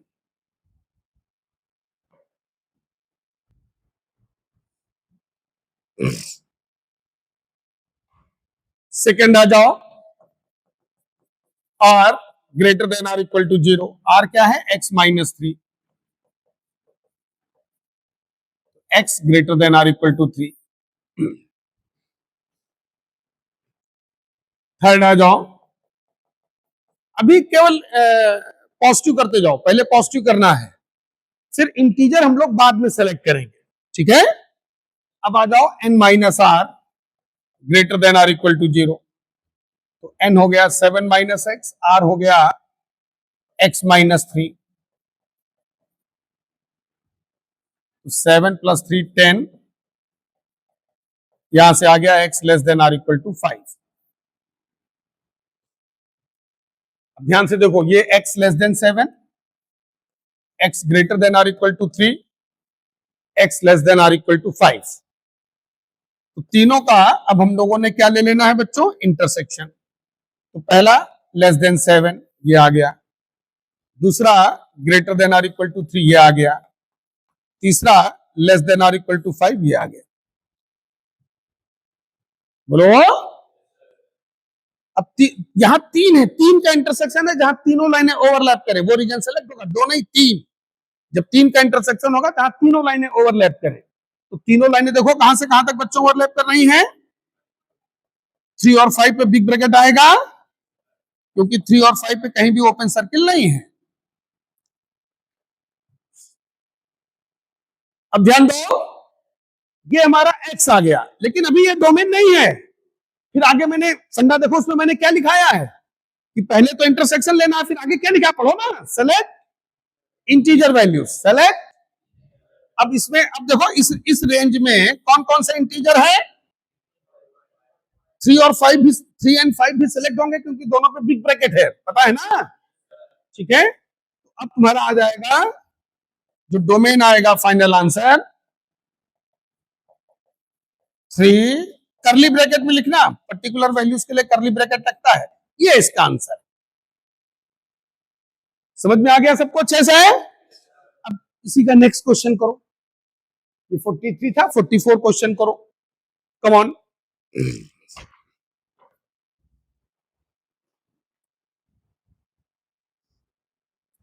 Question number 44, the range of the function, इसी का देखो same function है, बोलो तो मैं पूछ रहा हूं, सेम फंक्शन है ना, पहुंच क्या रहे हो उसमें इतना, सेम फंक्शन है ना। तो अब हालांकि अगर मैंने ये क्वेश्चन पहले ना कराया होता 43, तो तुम लोगों को इसमें पहले क्या निकालना पड़ता, लेकिन चूंकि सेम क्वेश्चन है तो इसलिए डोमेन तो तुम लोग निकाल ही चुके हो ना, तो डोमेन डायरेक्ट यूज कर लो। कम ऑन, अगर डाटा चेंज होता तो पहले डोमेन निकालना पड़ता है ना, अगर डाटा चेंज होता तो पहले डोमेन निकालना पड़ता। अरे बाइनोमियल का जो एनपीआर होता है उसका फार्मूला याद है कि नहीं, बताएं? N factorial upon n minus r factorial, ये होता है ना, पूछ लिया तो। एनपीआर का ये फार्मूला होता है, क्योंकि फार्मूला यहां लगाना पड़ेगा ना, n factorial upon n minus r, ये फार्मूला है। ठीक है, तो 44 क्वेश्चन में उसने एफ एक्स लिया हुआ है 7 minus x P x minus, जो वही फंक्शन है जो यहां पर था। तो हम लोगों को पहले इसमें डोमेन निकालना होगा, लेकिन चूंकि पीछे हम लोग निकाल चुके हैं तो डायरेक्ट यूज कर लो। फर्स्ट फाइंड डोमेन, डोमेन इसका ये आया था 3 4 करली ब्रैकेट में। रेंज क्या होगा इसका, f of 3, f of 4, F of 5। क्यों? अब एक एक करके वैल्यू फाइंड कर लो। पहले एफ ऑफ 3 का वैल्यू निकालो, तो उसके लिए जो एफ एक्स है इसमें एक्स की जगह 3 रख दो यहां पर।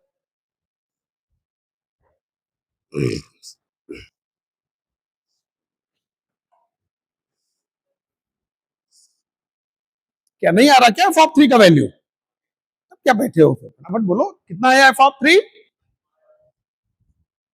एफ ऑफ 4, एफ ऑफ 5,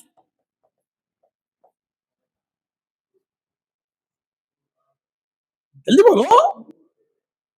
नहीं, नॉट डिफाइन कोई नहीं आएगा, नॉट डिफाइन तो तब होगा जब कोई वैल्यू ये नेगेटिव होने लगे, एन और आर में से कोई एक, वो होगा ही नहीं। एक बोलो 2, क्या एफ ऑफ 5 निकल नहीं रहा क्या? अरे यहाँ एक देखो, ऐसे ये फंक्शन दिया, इसमें एक्स के 5 रख दो ऐसे, देखो एफ ऑफ 5 है 7 माइनस 5 पी 5 माइनस 3 2 पी 2, तो अब इसमें एन और आर दोनों इक्वल है, ये हो गया 2 फैक्टोरियल और 2, अच्छा 0 फैक्टोरियल 1 होता है, 0 फैक्टोरियल 0 नहीं होता है, अच्छा तभी अनडिफाइंड बोल रहे हो। 0 फैक्टोरियल 1 होता है, नोट कर लो जिनको ना पता हो। 0 फैक्टोरियल और 1 फैक्टोरियल की वैल्यू 1 ही होती है, ठीक है। 2 फैक्टोरियल 2 होगा, 2 इंटू 1, 2 आ रहा है कि नहीं? ये फॉर्मूला लगाओ, देखो इधर ये एनपीआर, जैसे एफ ऑफ 3 जब रखोगे तो यहां इधर देखो ये एफ ऑफ 3, तो ये क्या हो जाएगा 7 माइनस 3, 7 माइनस 3 कितना होगा 4, और यहां 3 माइनस 3 0, यहां भी तो आ रहा 0, 4 पी 0 है, तो क्या हो जाएगा 4 फैक्टोरियल अपॉन 4 फैक्टोरियल, तो 4 4 दोनों कट जाएंगे ना, तो 1 आ जाएगा, तो रेंज तुम्हारा आ जाएगा 1, 2, 3, लिख दो रेंज।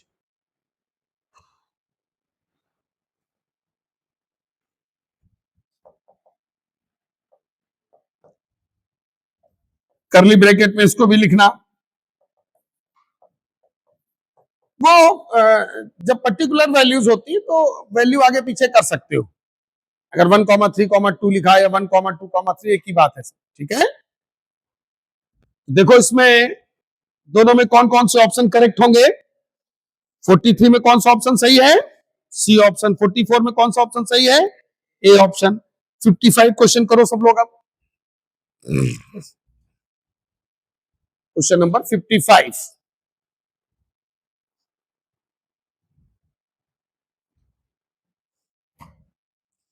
तो एनसीआर या एनपीआर, इसका डोमेन एंड रेंज कैसे निकालेंगे, इसका फंडा सबको अच्छे से समझ में आ गया। अब चाहे एनसी देखो, डोमेन चाहे एनसीआर हो चाहे एनपीआर हो, डोमेन दोनों का सेम है, n greater than 0, r greater then और इक्वल टू 0। n पे इक्वल का साइन मत डालना, क्योंकि कम से कम एक ऑब्जेक्ट का होना जरूरी है। तो n जब इनइक्वालिटी बनाओगे तो n greater than 0, r greater than are equal to 0, n minus r greater than are equal to 0। ये तीन इनइक्वालिटी बनेगी, उनका इंटरसेक्शन लेना होगा। ठीक है, इन्हीं तीन इनइक्वालिटी का इंटरसेक्शन लेना होगा।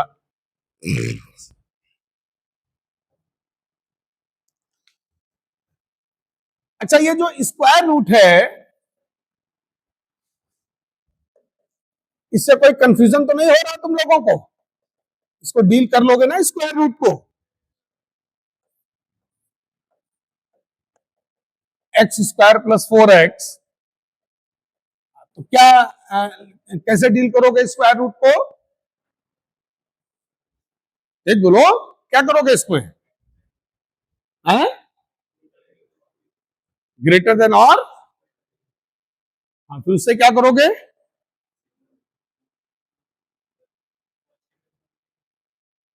उससे कोई फर्क पड़ेगा कि नहीं पड़ेगा? क्यों नहीं फर्क पड़ेगा? तो इसीलिए तो नोट में लिखाया था, स्क्वायर रूट का कोई फर्क नहीं पड़ेगा।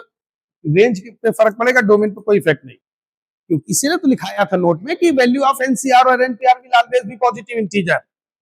ये स्क्वायर रूट से कोई फर्क नहीं पड़ेगा यहाँ। अरे जैसे नहीं, लॉग में जब बेस 10 होता था, 2 होता था, मैं कहता था कि इसको चेक करने की जरूरत नहीं है। हाँ, लॉग एक्स में एक्स ग्रेटर देन 0 लिखते थे। अगर लॉग के अंदर भी 3 है तो हम कहते 3 ग्रेटर देन 0 थोड़ी हम लोग लिखते हैं। अब एनसीआर का वैल्यू तो ऑलरेडी पॉजिटिव है, वो तुम क्या पॉजिटिव करोगे? एनसीआर या एनपीआर का वैल्यू हमेशा पॉजिटिव इंटीजर दो, पॉजिटिव इंटीजर, पॉजिटिव भी होगा इंटीजर भी होगा। खैर हमको तो खाली पॉजिटिव से मतलब है यहाँ स्क्वायर रूट से, इसलिए स्क्वायर रूट से कोई दिक्कत नहीं। लेकिन क्यों नहीं चेक कर रहे हो? अक्सर रीजन अपना साइड में लिख लेना, भूल जाओगे 2 दिन बाद। लिख देना value of NCR will always be positive, NCR belonging I plus. ये एन है, ये आर, एक एक करके सॉल्व करो।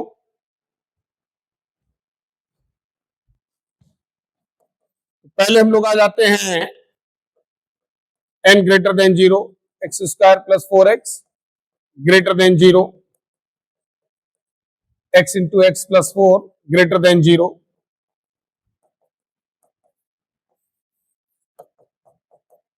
So x belonging minus infinity to minus 4 union 0 to infinity।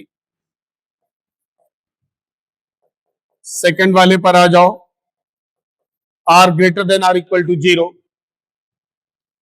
r हमारा है 2x स्क्वायर प्लस 3। इसका देखो, इसका क्या आंसर आएगा? बिल्कुल सही, वेरी गुड। पहली बार एक बार में सही बोला तुम लोगों ने, क्योंकि एक्स स्क्वायर पॉजिटिव और प्लस 3 है।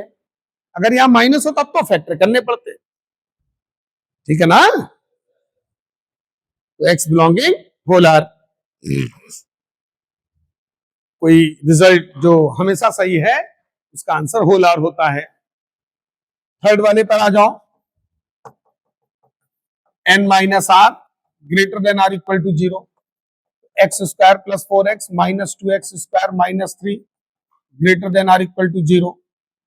तो minus x square plus 4x minus 3 greater than are equal to 0, minus sign से मल्टीप्लाई कर दो, ये less than are equal to 0 हो गया। इसके फैक्टर कर लो, x minus 1 into x minus 3 less than are equal to 0। Quadratic inequality है, वीवी कर्व मेथड लगेगा, plus minus plus, negative region चाहिए, 1 से 3 आ गया है। अब तीनों का क्या लिया जाएगा? इंटरसेक्शन। आ जाओ, तीनों का इंटरसेक्शन लेते हैं। तो ये हो गया माइनस इंफिनिटी से -4 यूनियन 0 टू इंफिनिटी, दूसरा कंप्लीट होल आर, तीसरा देखो इधर 1 से 3। तो केवल देखो इधर बच्चों, खाली इतना इंटरसेक्ट कर रहा है कि नहीं? भाई 3 का इंटरसेक्शन चाहिए, जहां तीनों लाइन देखो इधर सामने, ये तीसरी लाइन ये है यहां से 1 से 3 है,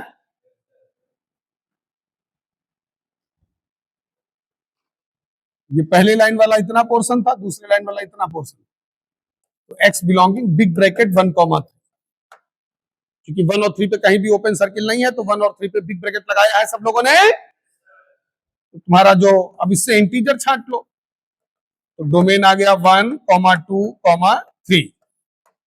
देखो यही आंसर आ रहा सबका, ठीक। तो डोमेन में जो आंसर तुम्हारा होगा सी ऑप्शन।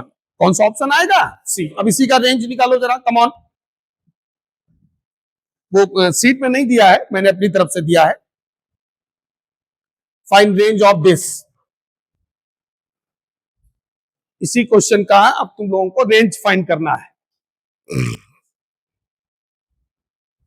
जो सीट में क्वेश्चन दिया उसमें तो केवल डोमेन पूछा था, वो ऑप्शन तुम लोग टिक कर लो। अब एक्सटेंशन में इसका रेंज निकालो, कम ऑन। इसका जो है रेंज फाइंड आउट करो। Find range of f x equal to square root x square plus 4xc। ये हमारा क्वेश्चन है। चूंकि इसी सेम क्वेश्चन का डोमेन हम लोग फाइंड कर चुके हैं, तो जब सॉल्यूशन हम लोग स्टार्ट करेंगे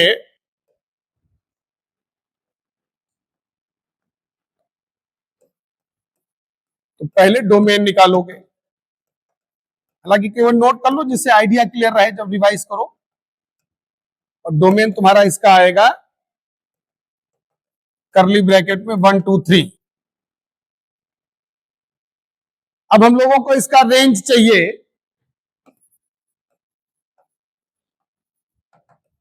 F of 1, f of 2, F of 3।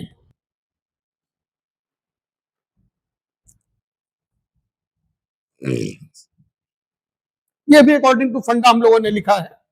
अब इनका वैल्यू हम लोग निकालना स्टार्ट कर देते हैं। पहले एफ ऑफ 1 निकालते हैं, तो 1 + 4 5c 5, ये 1 आ गया। देखो जो एनसीआर का वैल्यू होता है उसका ये फॉर्मूला होता है n factorial upon n minus r factorial into r factorial. देखो यही सेम फॉर्मूला याद है ना सबको? ठीक है, बेटा इसको उठा दो। तो 5c5 का वैल्यू कितना आ गया? 1। वो फॉर्मूले में वैल्यू रख करके निकाल लेना, ठीक है। इसी तरह से एफ ऑफ 2 पे आ जाओ। एफ ऑफ 2 में तुम्हारा हो जाएगा स्क्वायर रूट, ये 4 हो गया, ये 8 + 4 12, 12c 11। तो 12c 11 का वैल्यू जब निकालोगे तो 12 factorial upon 12 minus 11 1 factorial into 11 factorial. तो 1 फैक्टोरियल तो 1 ही हो जाता है, क्यों? और ये 11 है, तो 12 फैक्टोरियल अपॉन 11 फैक्टोरियल। तो 12 फैक्टोरियल को 12 इंटू 11 फैक्टोरियल लिख सकते हो कि नहीं? ठीक। तो अंदर ब्रैकेट में क्या बचेगा तुम्हारा? स्क्वायर रूट 12 बचेगा कि नहीं? और इसको क्या लिख सकते हो? 2√3। बिल्कुल सही। इसके बाद में एक वैल्यू और बचा है एफ ऑफ 3। ये समझ में आ रहा है ना सबको? ये फार्मूले भाई याद होने चाहिए, एनसीआर का फार्मूला, एनपीआर का फार्मूला, इसलिए मैंने नोट भी कर दिया है साइड में, ठीक है। एफ ऑफ 3 यहां पर 3 रख दो, तो इधर देखो 3 का स्क्वायर 9 और ये 4 इंटू 3 12, 12 + 9 21, 21c। इधर आ जाओ, इधर तुम्हारा ये जब 3 रखोगे 9 इंटू 2 18, 18 + 3 21, 21c 21, तो ये भी 1 आ जाएगा। एक्चुअली में ये 2-3 वैल्यू तो तुम लोग डायरेक्ट याद रखो। NC0 ये 1 होता है और NCN भी 1 होता है, हैं? तो ये तो इनको इसमें फैक्टोरियल ना लगाओ, डायरेक्ट याद रखो। NC1 N होता है, ये 2-3 वैल्यू तो डायरेक्ट याद रखो। NC0 1, NCN, क्योंकि अक्सर आते रहते हैं, NCN 1, NC1 N। ये NCN है, देखो दोनों सेम है ना, ये सॉल्व करने की जरूरत ही नहीं बनी, इसलिए मैंने यहां पहले वाले में भी 1 लिख दिया था डायरेक्ट। अगर n इक्वल टू r है NCN, तो वैल्यू हमेशा उसका 1 होगा। अब जैसे इसमें इक्वल नहीं था तो चलो सॉल्व कर लो, ठीक है। तो तीन ही वैल्यू बची थी, उसमें भी 2 इक्वल हो गए, क्यों? f(1) और f(3) इक्वल हो गए, तो रेंज में फाइनली कितनी वैल्यू बचेंगी? 2, क्योंकि जब सेट में जब वैल्यूज लिखी जाती तो डिस्टिंक्ट वैल्यूज ही लिखी जाती है, रिपीटेड वैल्यूज नहीं लिखी जाती है। भाई करली ब्रैकेट वो सेट ही हुआ ना तुम्हारा एक तरीके से, 1 और 2√3, ये इसका फाइनल आंसर है। समझ में आया सबको? तो रेंज में ये 2 वैल्यूज, 3 में 2 चूंकि इक्वल हो गए, तो फाइनल 2 ही वैल्यूज उसमें जो है रेंज में तुम्हारे बचेंगी, ठीक है। नेक्स्ट क्वेश्चन देखो,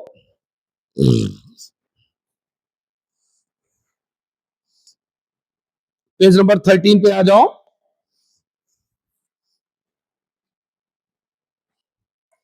पेज नंबर 13 पे ये सेकंड और थर्ड क्वेश्चन, ठीक है ना, दोनों एक ही जैसे क्वेश्चन है। तो पहले क्वेश्चन नंबर 2 जो है सॉल्व करो सब लोग। तो फंक्शनल प्रॉपर्टीज तुम लोग का पूरा कंप्लीट हो गया है, और एनसीआर एनपीआर का डोमेन रेंज वो कैसे निकालोगे वो भी आज हम लोगों ने देख लिया, ठीक है। तो सेकंड क्वेश्चन जो है ये भी फंक्शनल प्रॉपर्टी पर ही बेस्ड है, इसमें जो कॉफिशिएंट है उनके बारे में वो जानना चाह रहा है, ठीक है। तो सॉल्व करो सब लोग। अब इसमें 4 आर्टिकल हम लोग के फंक्शन में और बचे हैं, जिसमें सिग्नम फंक्शन और उसकी प्रॉपर्टीज, जैसे greatest integer least integer function और उनकी प्रॉपर्टीज होती हैं, वैसे ही सिग्नम फंक्शन और उसकी प्रॉपर्टीज, मैक्सिमम फंक्शन और उनकी प्रॉपर्टीज, तीसरा तुम्हारा इनवर्स फंक्शन, और चौथा तुम्हारा टाइप ऑफ फंक्शन, ठीक है। टाइप ऑफ फंक्शन में डेफिनेशंस तो हम लोग देख चुके थे, लेकिन वो फंक्शन में टाइप ऑफ फंक्शन निकालना कैसे है वो क्वेश्चंस हम लोग को और करने हैं। वो 4 आर्टिकल हम लोग जो है आगे नेक्स्ट टाइम पर करेंगे, ठीक है।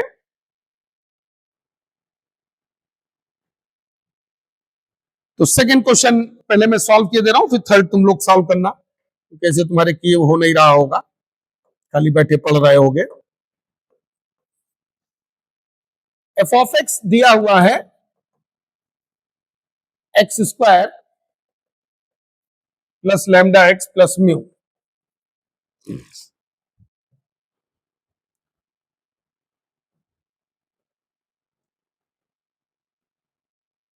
be an integral function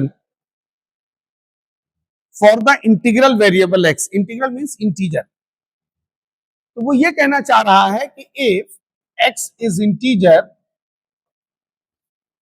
then f of x will be integer. ये कंडीशन है, अगर x इंटीजर है तो f of x भी इंटीजर है। इस टाइप का क्वेश्चन पूछा भी जा चुका है, जे 2001 या 2 में पूछा गया था।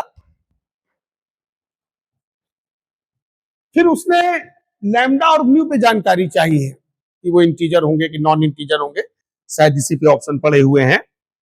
जैसे ए ऑप्शन है lambda is integer mu is rational, b option है lambda mu both are integer, c है mu integer lambda rational, last है mu lambda and mu are rational. ये तो गिवन कंडीशन है, वो जो इंटीग्रल वर्ड है वो इंटीजर ही है, ठीक है। इससे सही हम लोग क्वेश्चन को सॉल्व करेंगे। शॉर्ट में इसको तुम ये लिख सकते हो, अगर x इंटीजर है तो f ऑफ x भी इंटीजर है। कहने का मतलब अगर इनपुट इंटीजर है तो आउटपुट भी इंटीजर देगा। हालांकि ऐसा कोई जरूरी नहीं है, लेकिन जब कह रहा है तो फॉलो करेंगे। अब सपोज हमने इसमें 0 रखा, देखो कुछ नहीं था, बिल्कुल फ्री के मार्क्स हैं बिल्कुल। अब 0 इंटीजर होता है इसमें तो किसी कोई शक तो नहीं है ना, बोलो, 1 इंटीजर होता है, 2 इंटीजर, ये तो पता है ना जो कंप्लीट नंबर है, ठीक है। जो कंप्लीट नंबर है उन पे तो कोई शक है नहीं। मान लो मैं यहां पर 0 ले लूं, इधर देखो, ये मान लो इक्वेशन ए है, बस ऐसे वैल्यू रखना था। अब सोचो इससे इजी क्वेश्चन भी क्या हो पाता है, वो भी तुम लोग के किए नहीं होता है। तो 0 इंटीजर है तो एफ ऑफ 0 भी इंटीजर होगा, और म्यू ये ले, म्यू इंटीजर हो गया, खेल खत्म। ठीक, अगर x इक्वल टू 0 इंटीजर है तो according to given condition f of 0 भी इंटीजर होगा ना भाई, दिया इसलिए हम फॉलो कर रहे हैं, यही तो दिया है ना कि अगर 0 इंटीजर होगा तो एफ ऑफ 0 भी इंटीजर होगा, बोलो। और एफ ऑफ 0 बराबर म्यू है, एफ ऑफ 0 इंटीजर तो म्यू इंटीजर। अब आ जाओ लैम्डा पे, कोई भी एक वैल्यू और पकड़ लो, 1 रख दो, 1 रख दो, -1 रख दो, put x equal to 1 in equation capital A, तो f of 1 plus lambda plus mu, तो lambda equal to f of 1 -1 minus mu. देखो जब ध्यान से,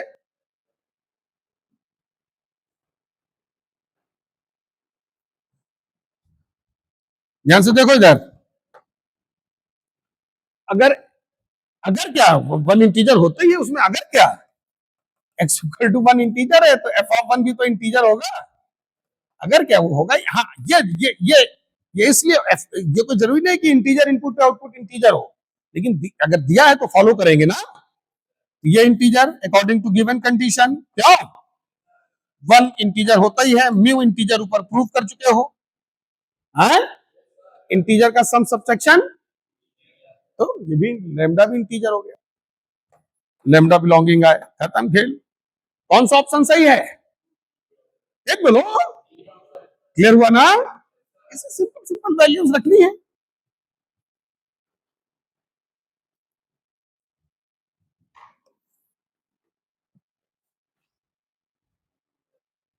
लैम्डा और म्यू दोनों जो है इंटीजर होंगे। अब देखो इसमें लैंग्वेज, इधर देखो सामने देखो, इधर लैंग्वेज का खेल है, ये लैंग्वेज समझो बस। अब वो लैंग्वेज भी लिख दे, या ऐसे लिख सकता है, if x belonging I then f x belonging I, या ऐसे दे सकता है, देखो इधर। अब ये सब तुमको ऐसे देखो, ऐसे दे सकता है, वो कुछ ना बोले, एफ फ्रॉम आई टू आई, नीचे फंक्शन लिख दे, तो ये अपने आप में ये पढ़ लोगे ना, क्या क्या है इसका मतलब है। ये एफ फ्रॉम आई टू आई, इसका मतलब समझ रहे हो ना, मैथमेटिकल मतलब क्या है, क्या इसका मैथमेटिकल मतलब है। अगर, अरे यही तो एक्स है, हाँ तो बोलो ना, अगर एक्स इंटीजर है तो ये इनपुट है, ये आउटपुट है। ये कोई जरूरी कि इतनी बड़ी लैंग्वेज वो यूज करे, कोई जरूरी है क्या, वो इतने में तो निपटा सकता है। इसका भी वही मतलब है, वही तो दिया है क्वेश्चन नंबर 3 में। करो क्वेश्चन नंबर 3।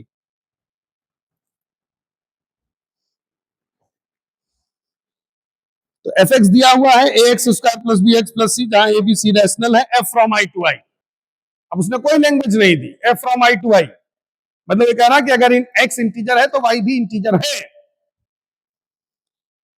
देन ए प्लस बी, तो ए प्लस बी उसने पूछा है कि इंटीजर होगा या नॉन इंटीजर होगा। Come on quick, a plus b integer होगा या नॉन इंटीजर होगा, ये बताना है।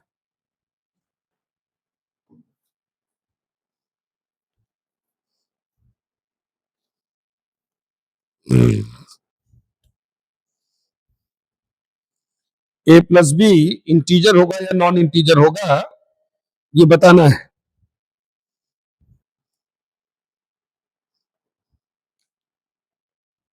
सॉल्व हो रहा है कि नहीं, अब लिख लो उसको लैंग्वेज में, if x belonging I then f x belonging I, लिख लो ऐसे।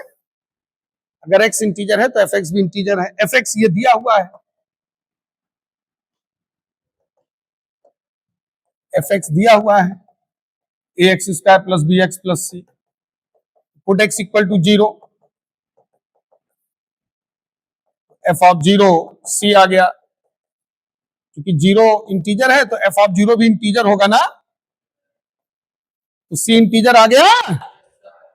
फिर put x equal to 1 in equation 1, तो f of one a plus b plus c, तो ए प्लस बी बच्चों देखो f of one minus c आ रहा है कि नहीं।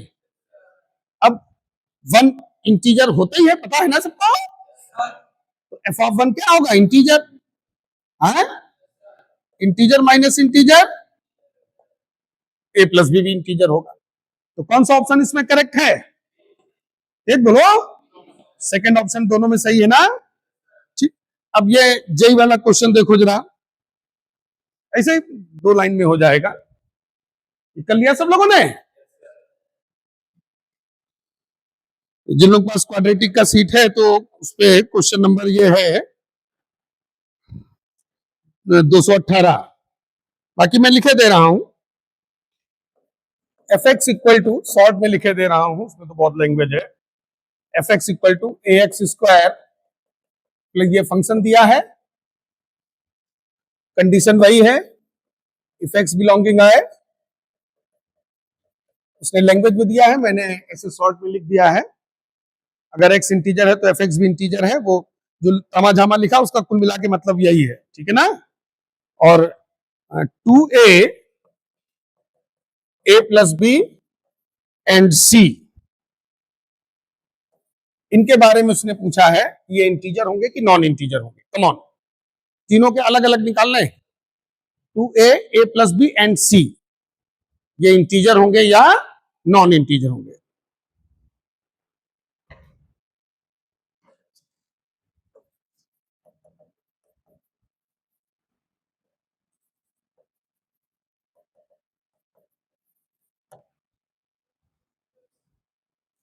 एक एक करके निकालो।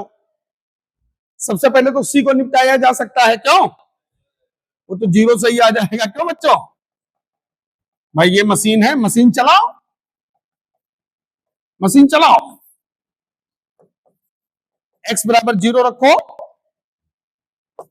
तो एफ ऑफ 0 सी आएगा। एफ ऑफ 0 इंटीजर है तो सी भी इंटीजर हो जाएगा। सी क्लीन बोल्ड हो गए।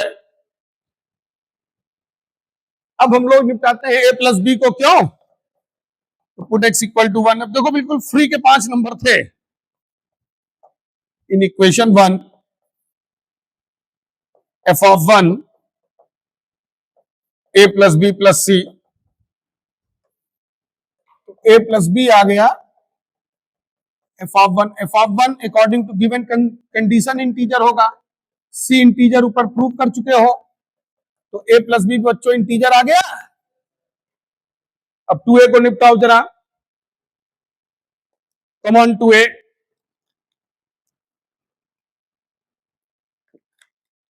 तो 2a कैसे करेंगे, कोई बताएगा, हैं? कौन सी 2 इक्वेशन बनाओगे। ठीक है, बिल्कुल सही, बिल्कुल सही। एक बार x इक्वल टू 1 ले लो और x इक्वल टू -1 ले लो, क्योंकि 1 और -1 दोनों इंटीजर है, तो f1 और f ऑफ -1 भी इंटीजर होंगे। ठीक, दूसरा, अगर एक ही वैल्यू से काम चलाना चाहते हो तो √2 नहीं, 2 ले लो। √2 से तो फंसेगा, 2 ले लो।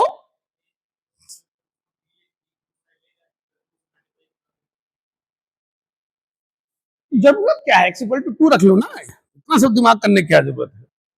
सीधा सीधा x इक्वल टू 2 रख दो, कुछ नहीं। Put x equal to 2, f of 2 integer होगा, यहां आ गया 4a plus 2b plus c, हो गया।